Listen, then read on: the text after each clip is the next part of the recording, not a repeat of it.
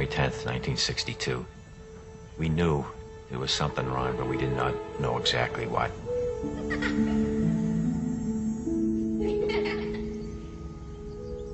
The doctor said, forget Rick. Put him away, put him in an institution. He's gonna be nothing but a vegetable for the rest of his life. We cried a little bit. We talked, and we said, no, we're not gonna put Rick away. We're gonna bring Rick home and bring him up like any other child.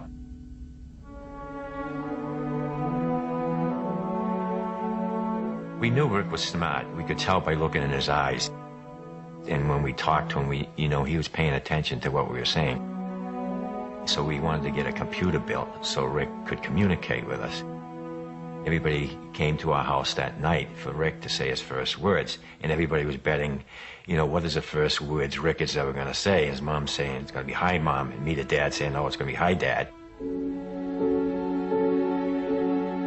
Well, the Boston Bruins were going for the Stanley Cup, and the very first words Rick ever said was, go Bruins. Dick is a military man, so he knows a thing or two about commitment. This time, he's just months removed from a heart attack. This gift that he gives to his son, or is it the other way around? Either way, it all started when Rick heard about a charity run for a paralyzed athlete. He asked Dad, and Dad said yes.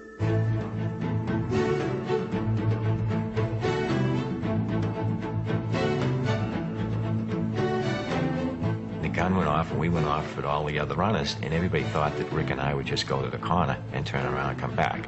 Well, we didn't. We finished the whole 5 miles, coming in next to last, but not last. And when we got home that night, Rick wrote on his computer, Dad, when I'm running, it feels like my disability disappears.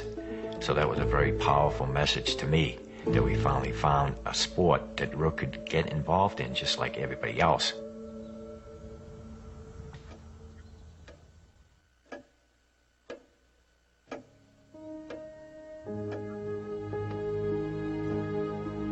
Rick is my motivator. He inspires me.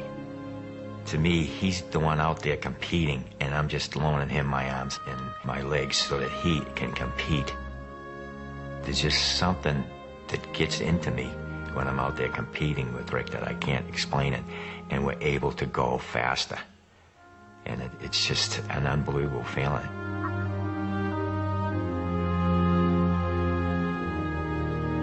Rick and I love the Ironman triathlon, to be out there competing with the best triathletes in the world, to be accepted to compete along with these triathletes. Just to be out there on that pier with all the other triathletes and then waiting in the water for that cannon to go off, it was just so exciting. The feeling coming down the finish line at Leahy Drive, it's just an awesome experience. With the crowd there, all the excitement, the noise, and the announcers announcing, all the adrenaline just gets flowing.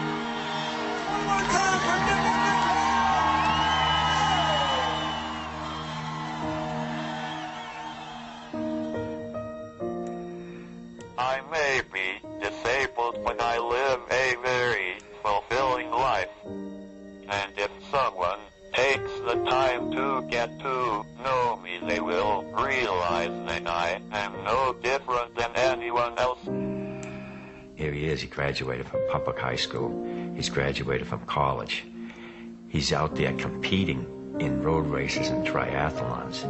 He lives a happier life probably than 95% of the population. Rick would tell you that, if he was physically able to do something, that he'd probably play basketball or football or hockey. But then he always says, no, the first thing he'd do is have me sit down in his wheelchair and he'd push me.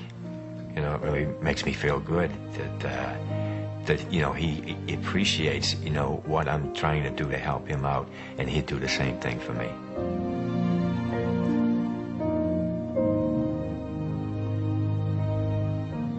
Our message is, yes, you can. You can do anything you want to do as long as you make up your mind. You can do it.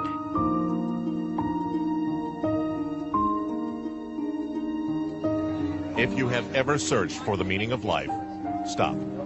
The answer lies right here. By the way, Ricky would want us to tell you, the Bruins look pretty good this year.